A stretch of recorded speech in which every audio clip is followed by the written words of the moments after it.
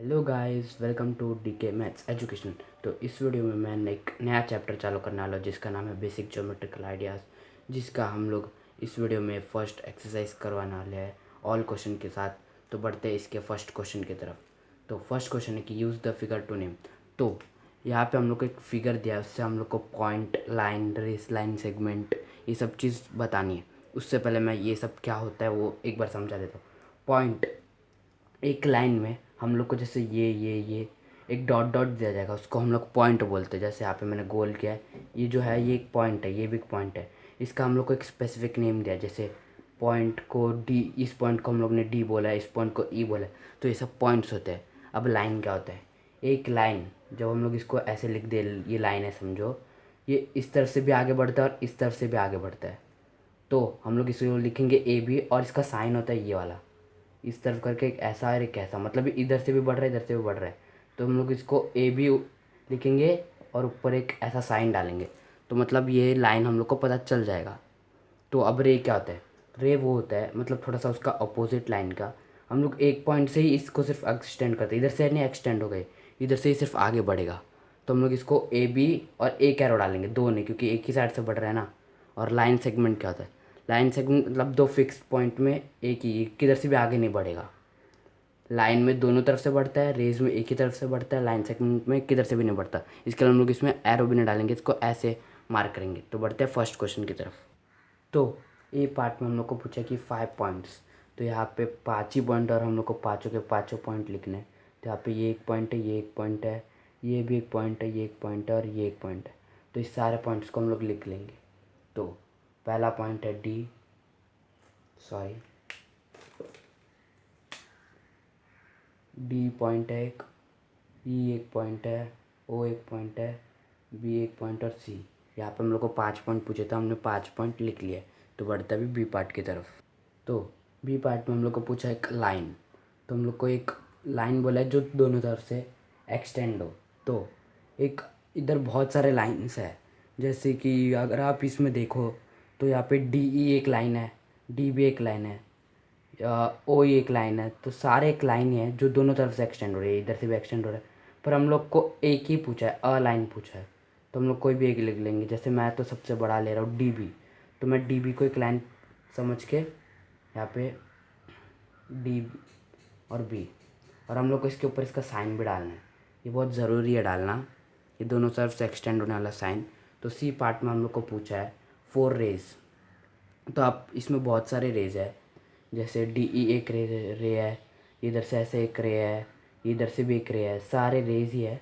तो मैं एक पर्टिकुलर पॉइंट लेकर उससे सारे रेज बोल, जैसे ओ, ओ सी, ओ बी, ओ ई, ओ डी, ये सब रेज है। तो यहाँ पे 4 रे पूछे, 4 रेज पूछे, तो मैं कोई भी 4 लिख दूँगा। जैसे ओ बी,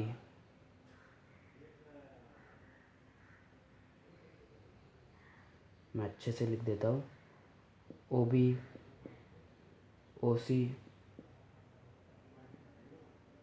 ओ ई और ओ डी। आप कोई भी इसमें से 4 रेस लिख सकते हैं। अब डी में हम पार्ट में हम लोग को 4 लाइन सेगमेंट्स पूछा, मतलब कोई भी फिक्स पॉइंट। तो हम लोग कोई भी फिक्स पॉइंट जैसे ई ओ, ओ सी, कोई भी आप पॉइंट ले सकते हैं, ओ बी। यहाँ पे 5 पूछे तो मैं 5 कोई भी लिख देता हूँ। ओ ई तो हो गया, ओ डी और ई ओ। आप कोई भी 5 पॉइंट लिख सकते हैं। तो बढ़ते इसके नेक्स्ट क्वेश्चन की तरफ। तो सेकेंड क्वेश्चन में हम लोग को बोला गया है कि name the line given in all possible 12 ways choosing only 2 letters from the 4 given. तो इसमें हम लोग को 4 पॉइंट्स दिया है, तो उससे हम लोग को 12 यानी 12 ऐसे लाइंस लिखने हैं, और वो भी सिर्फ 2 लेटर यूज़ करके 12 लाइंस लिखने हैं। तो लाइंस का आप लोग को ऊपर का मार्क पता रहेगा, वो जो है ऐसे ऐसे। तो यहाँ पे हम लोग को सबके ऊपर ये सब डालना है। तो यहाँ पे मैं ए से चालू करूँगा, ए बी एक हो गया। फिर हम लोग इसे कैसे करेंगे? A B, A C, A D, फिर B A, B C, B D, फिर C A, C B, C D, फिर D A, D B, D C, ऐसे करके हम लोग 12 पॉइंट्स लिखेंगे। तो यहाँ पे ए बी, ए सी, फिर ए डी, फिर बी ए, फिर बी सी, फिर बी डी।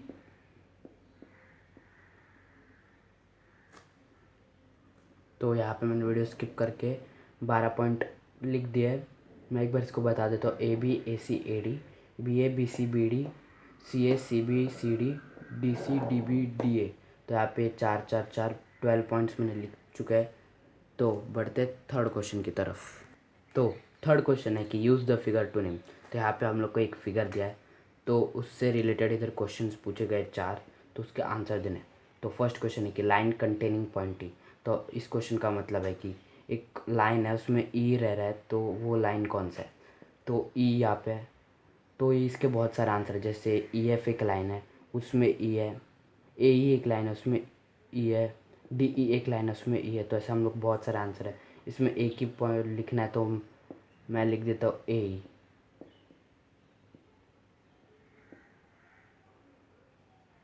तो बी है कि लाइन पासिंग थ्रू ए से कौन सी लाइन जा रही है, वो भी ए ही है। इसका आंसर भी ए ही है। सी है कि line on which O lies, O इधर है, वो कौन से लाइन में है, लाई कर रहा है मतलब है। तो वो ओ सी या सी ओ, दो में से कोई भी लिख सकते हो। ओ सी लिखो या सी ओ लिखो। इसमें ओ पॉइंट है इस लाइन में, तो इस लाइन का नाम है ओ सी। तो मैं इसको लिखूँगा ओ सी। लास्ट है कि two pairs of intersecting line. तो इंटरसेक्टिंग लाइन्स क्या होता है, मैं एक बार पहले बता देता हूँ। जब भी कोई एक लाइन स्ट्रेट, उसमें अगर कोई लाइन एक ऐसे जाती है, कैसे जाती है, तो वो इसको इधर पॉइंट में इंटरसेक्ट कर रही है, तो इसे इंटरसेक्ट करना बोलते हैं।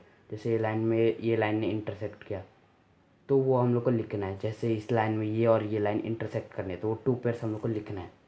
तो वो मैं लिख देता हूँ।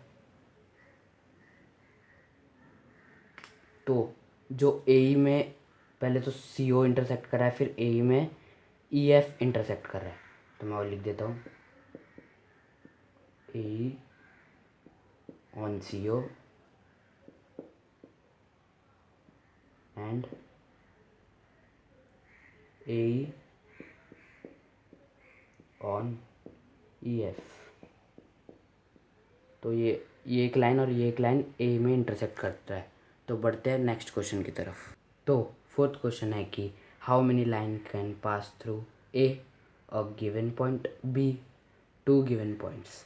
तो इस क्वेश्चन में पूछा गया है कि एक पॉइंट से कितने लाइन पास हो सकते हैं और दो पॉइंट से कितने लाइन पास हो सकते हैं। तो जैसे एक पॉइंट में इधर लिख देता, तो इससे कितने लाइन पास हो सकते हैं, इधर से इधर से इधर से इधर से इधर से इधर से, कि इधर इतने लाइन पास हो सकते हैं यार, जो आप काउंट भी नहीं कर सकते। इतने सारे लाइन पास कर सकते हैं एक पॉइंट से। तो इसका आंसर है काउंटलेस। मतलब ऐसे इतने सारे पॉइंट्स जितना आप गिन भी नहीं सकते, इतने सारे लाइन्स जा सकते एक पॉइंट से। और बी का आंसर है, जैसे मैंने इधर एक पॉइंट दिया, इधर एक पॉइंट दिया, तो इससे कितना, एक ही लाइन तो जाएगा। और कैसे जा सकता है, ऐसे जाएगा। ये तो टेढ़ा लाइन, एक सिंगल लाइन पूछा, तो दो पॉइंट से कभी भी एक ही लाइन जाता है, तो अ सिंगल लाइन। जैसे ये और ये एक ही लाइन जाएगा, टेढ़ा मेढ़ा लाइन नहीं, स्ट्रेट लाइन चाहिए। तो बढ़ते हैं फिफ्थ क्वेश्चन की तरफ। तो फिफ्थ क्वेश्चन है कि draw a rough figure draw a rough figure and label suitably in each of the following cases. तो इसमें हम लोग को जो जो ये स्टेटमेंट्स दिया है, इसका रफ डायग्राम्स बनाने हैं, और उसमें जो जो भी बोला है वो लेबल करना है। तो ए स्टेटमेंट है कि point L lies on A B. तो इसमें एक पॉइंट पी जो है वो ए बी एक लाइन के अंदर रह रहा है, लाइज कर रहा है। तो पहले मैं बना देता हूँ, सॉरी। तो point P lies on A B. तो ये ए का डायग्राम रफ हो गया। ए बी एक लाइन है, उसके बीच में, या किधर भी आप इधर भी डाल सकते हैं, इधर भी डाल सकते, किधर भी पॉइंट पी बस लाइव होना चाहिए उसके ऊपर, आप इधर नहीं डाल सकते, बस लाइन में होना चाहिए।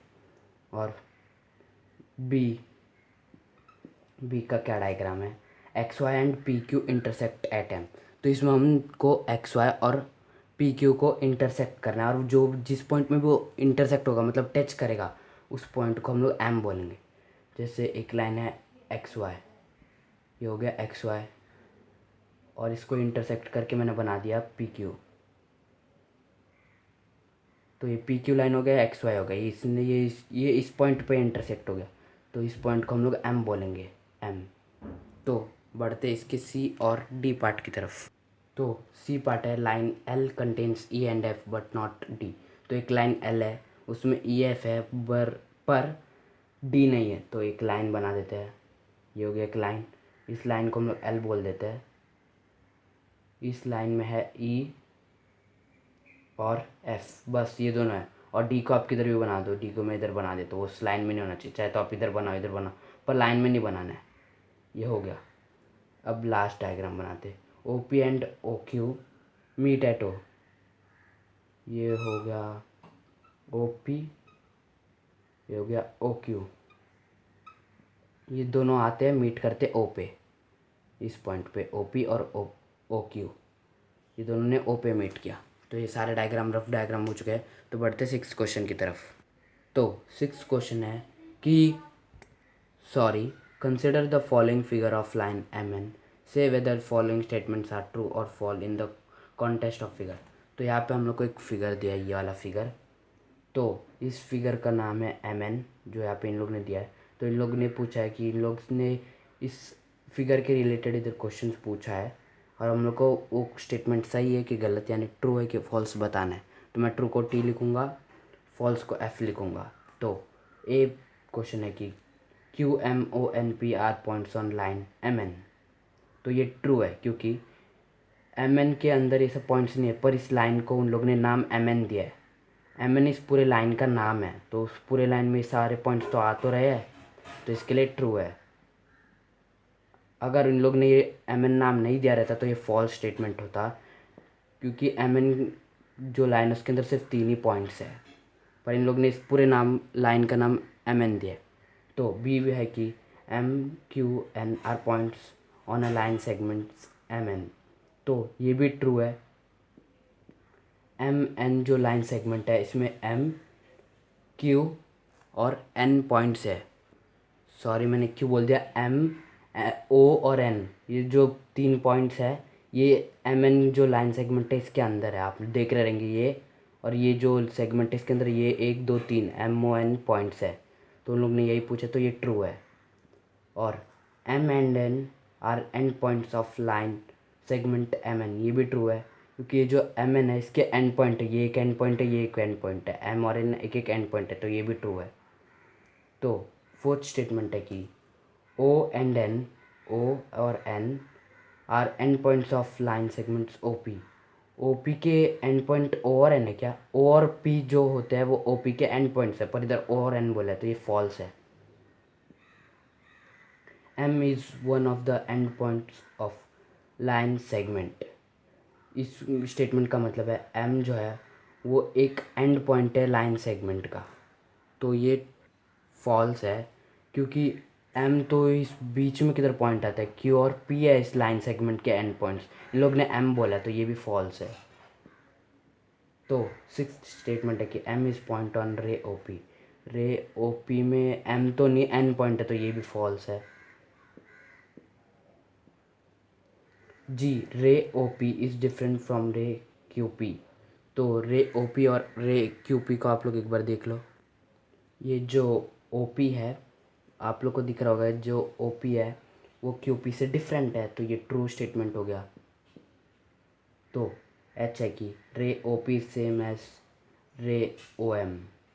रे O P is same as ray O M, ये दोनों तो डिफरेंट है, तो ये लोग सेम क्यों बोल रहे हैं, तो ये फॉल्स होगा। दोनों अलग अलग रेज है, इसको सेम कैसे बोल सकते हैं। Ray O M is not opposite to ray O P. Ray O M is not opposite to ray O P. हाँ ये फॉल्स है क्योंकि ओ पी का अपोजिट तो ओ क्यू है, तो इन लोग ने ओ एम बोल दिया है, तो ये भी फॉल्स है। और O is not an initial point of OP. OP का इनिशियल पॉइंट ओ होगा, तो इन लोग ने नॉट बोला है, O is not an initial point of OP. OP का इनिशियल पॉइंट ओ है पर इन लोग ने नॉट बोला, तो ये भी फॉल्स होगा। कभी भी अगर ऐसा बोल दे तो क्यूपी बोल दिया जाए तो उसका इनिशियल पॉइंट होगा क्यू। ओपी बोला तो इसका इनिशियल पॉइंट है ओ, पर इन लोग ने नॉट एन बोला है, नॉट एन इनिशियल मतलब नहीं है इनिशियल पॉइंट, तो ये भी फॉल्स होगा। तो बढ़ते इसके लास्ट स्टेटमेंट की तरफ। तो लास्ट स्टेटमेंट है कि N is the initial point of N P and N M. ये ऑब्वियसली ट्रू होगा क्योंकि एन पी और एन एम दोनों एन से ही चालू हो रहा है, तो इन लोग ने वही बोला इनिशियल पॉइंट मतलब स्टार्टिंग पॉइंट एन पी का एन है और एन एम का एन है, दोनों स्टार्टिंग में ही है, तो ये ट्रू होगा। तो यहाँ पे इस एक्सरसाइज का दी एंड हो चुका है। तो अगर मेरे वीडियो से आप लोग को कुछ नॉलेज मिला तो प्लीज़ मेरे वीडियो को लाइक करें, जिसको भी डाउट अपने दोस्त लोग में शेयर करें, और मेरे चैनल डीके मैथ्स एजुकेशन को सब्सक्राइब करें। और कुछ भी इस वीडियो में डाउट हो तो प्लीज़ कमेंट सेक्शन में लिखिए।